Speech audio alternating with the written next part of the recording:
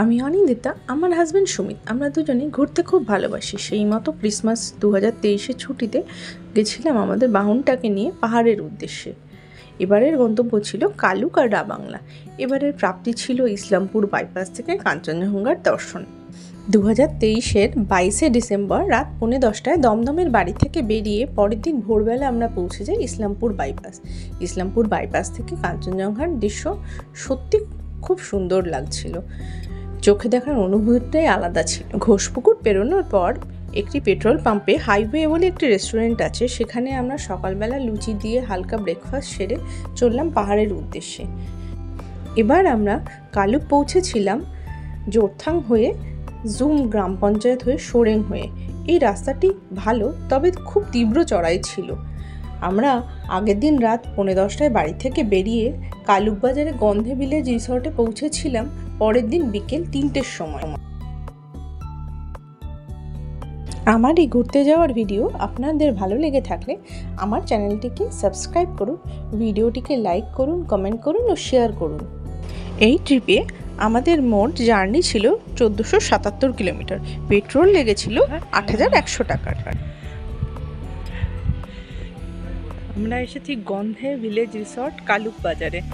এই আমাদের গাড়ি, আর এই হচ্ছে বিকেলে সৌন্দর্য। এই হচ্ছে রিসর্ট, এই এসে গেল আমাদের গাড়ি। কবে পার্ক করে? আমাদের এখানে কোনো প্রপার বুকিং ছিল না, আমরা গিয়ে স্পট বুকিং করি। এখানে আমাদের একটি ডিলাক্স বেডরুম ভাড়া পড়েছিল 2000 টাকার মতো। রিসর্টটি খুব সুন্দর ছিল এবং আতিথেয়তা ছিল চোখে পড়ার মতো। পৌঁছানোর সাথে সাথে উত্তরীয় দিয়ে বরণ করা হয় এবং দেওয়া হয় গরম গরম 2 কাপ গ্রিন টি। রাতে মোমো, চাউমিন, চিলি চিকেন দিয়ে ডিনার সেরে ঘুমিয়ে পড়ি এবং পরের দিন সকালে ঘুম ভাঙে কাঞ্চনজঙ্ঘার ডাকে। জানলা খুলেই দেখি উঁকি মারছেন তিনি। তারপর ব্রেকফাস্ট সেরেই আমরা বেরিয়ে পড়লাম শ্রীজঙ্ঘ এবং ছায়াতাল ভ্রমণের উদ্দেশ্যে। পথে তুলে নিলাম কিছু ছবি এবং পৌঁছে গেলাম শ্রীজঙ্ঘর বৃত্তাকার পার্কটিতে। মহাত্মা শ্রীজঙ্ঘ হলেন লিম্ব ধর্মগ্রন্থের স্রষ্টা ও বিখ্যাত দার্শনিক। 2017 সালের 3 ডিসেম্বর 36 ফিট লম্বার মূর্তিটির উন্মোচন হয়। আর তার সঙ্গে 7.7 হেক্টর জমিতে অসাধারণ বৃত্তাকার পার্কটিও তৈরি হয়েছে, যেটির পরিবেশ সত্যি মনোমুগ্ধকর। এই পার্কের নিচেই রয়েছে ছায়াতাল। এখানে সুন্দর পরিবেশ মনকে শান্ত করে দেয়।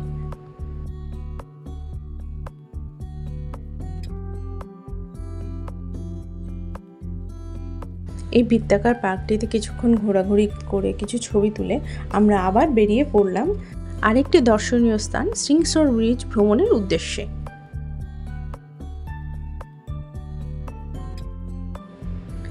এখান থেকে কিছু দূর যাওয়ার পর আমরা পৌঁছলাম সিংসর ব্রিজে।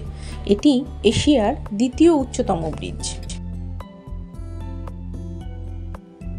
সিংসর ব্রিজে কিছুক্ষণ ঘোরাঘুরি করে সিংসর ব্রিজের পিছনে অবস্থিত রেস্টুরেন্টগুলির থেকে আমরা চা খেলাম, শেফালে খেলাম।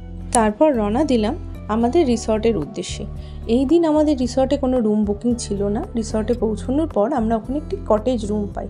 কটেজটি খুব সুন্দর ছিল। এখানে আধুনিক সকল প্রকার ব্যবস্থা ছিল। ছিল একটি বসার রুম, ছোট্ট একটি কিচেন ছিল এবং ছিল শোয়ার ঘর আর একটি বারান্দা। সেই বারান্দা থেকে রাতের পাহাড়ের আলোগুলো জোনাকির মতো চকচক করছিল। এই কটেজে আমাদের ভাড়া পড়েছিল পার নাইট 3000 টাকার মতো।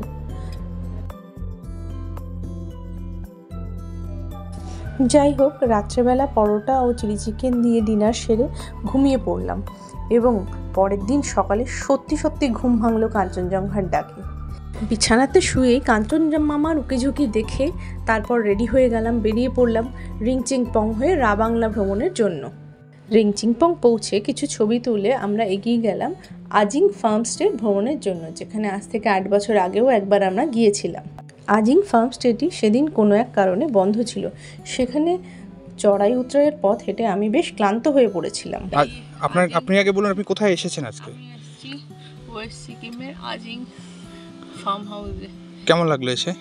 ভালোই। এর আগেও এসেছিলাম 8 বছর আগে। তখন তো ফিটনেস অন্যরকম ছিল। এখন তো আমি বুড়ি, এখন আমার ফিটনেস নেই। মনে হচ্ছে একটুখানি করে নামার পর একটা করে ফ্রুট জুসের কাউন্টার পে করেই কিনবো। কোনো সাজেশন আর কোনো বিশেষ? সাজেশন হচ্ছে ওইটাই, একটা একটু করে করে স্টল করতে পারি, জল খাওয়ার দরকার হয় না। আমরা কি পারি? বুড়িরা দেখতে এলে কি করে যাবে? বুড়ি মানুষরা তো একটুখানি জল টল খেয়ে ঠেয়ে তারপরে যাবে। একটু অরেঞ্জ জুস, একটু পাইনাপেল জুস একটু করে রাখবো, একটু খাবো, যাবো, তবে না।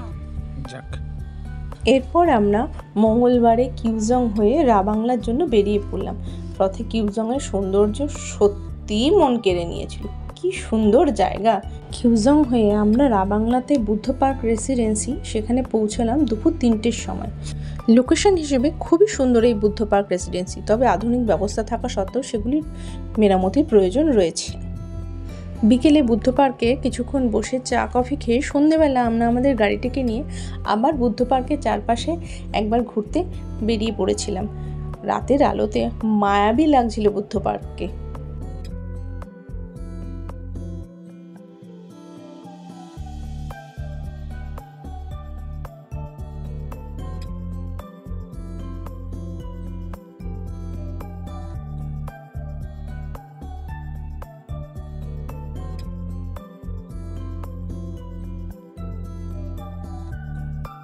রাতে বুদ্ধ পার্কের পাশে ঘুরে ডিনার করে শুয়ে পড়লাম এবং পরের দিন সকালে আমরা রওনা দিলাম রালং মনেস্ট্রি ভ্রমণের জন্য।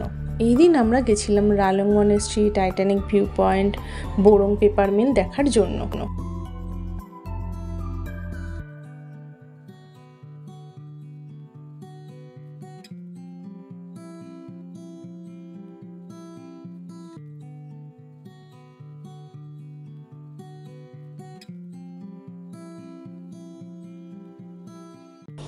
রাবাংলা থেকে বেশ কিছু দূর এসে আমরা নতুন রালং মনেস্ট্রিতে পৌঁছালাম। নতুন রালং মনেস্ট্রির লোকেশনটি খুব সুন্দর। যেদিন আমরা গেছিলাম সেদিন ছিল একটি রৌদ্র ঝলমলে দিন। রোদ ঝলমলে একটি দিন, বরফে মোড়া শৃঙ্গ, পাহাড়ের হাওয়া এবং অত বড় রালং মনেস্ট্রি আর তার পাশের এত সুন্দর প্রকৃতি, আর কি চাই। এরপর নতুন রালং মনেস্ট্রিকে বিদায় জানিয়ে পথের বাপাশে পুরনো রালং মনেস্ট্রিকে রেখে আমরা এগিয়ে যেতে থাকলাম টাইটানিক ভিউ পয়েন্ট ভ্রমণের জন্য। টাইটানিক ভিউ পয়েন্টের লোকেশন গুগল ম্যাপে দেখাচ্ছিল না। স্থানীয় লোককে জিজ্ঞেস করেই এগিয়ে যেতে থাকলাম টাইটানিক ভিউ পয়েন্টের উদ্দেশ্যে। রাস্তার অবস্থা ভালো মন্দ মিশিয়েই ছিল, তবে পথের সৌন্দর্য রাস্তার সমস্ত ক্লান্তিকে দূর করে দিচ্ছিল।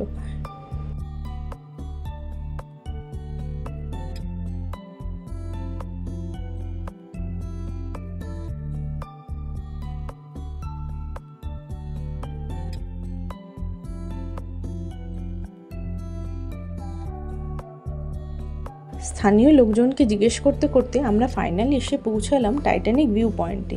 টাইটানিক ভিউ পয়েন্ট একটি খুব সুন্দর লোকেশন। এখানে একটি টাইটানিকের মতো কর্নার করা আছে, জাহাজের কর্নারের মতো। সেখানে দাঁড়িয়ে পাহাড়ের গিরি খাত, নিচে বয়ে যাওয়া নদী, আরও অনেক কিছু দেখা যায়। টাইটানিক ভিউ পয়েন্ট দেখে আমরা এগিয়ে গেছিলাম বোরং হট স্প্রিং, বোরং ফলস এবং কাগজ মিল দেখতে।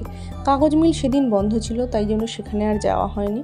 এবং বোরং ফলস গুগল ম্যাপে লোকেশন দেখাচ্ছিল না, স্থানীয় লোকজনও ছিল না, অগত্যাই আমরা ফিরে এসেছিলাম রাবাংলা। হট স্প্রিংয়ের রাস্তাও ভাঙাচোরা ছিল, তাই সেখানেও যাওয়া হয়নি। রাবাংলাতে লাঞ্চ করে আমরা শিলিগুড়ির উদ্দেশ্যে রওনা দিয়েছিলাম। আমার এই ঘুরতে যাওয়ার ভিডিও আপনাদের ভালো লেগে থাকলে আমার চ্যানেলটি সাবস্ক্রাইব করুন, ভিডিওটি লাইক করুন, কমেন্ট করুন ও শেয়ার করুন। পাশে থাকা বেল আইকনটি প্রেস করতে ভুলবেন না যেন, পরের ভিডিওর নোটিফিকেশন তাহলে খুব সহজেই পেয়ে যাবেন।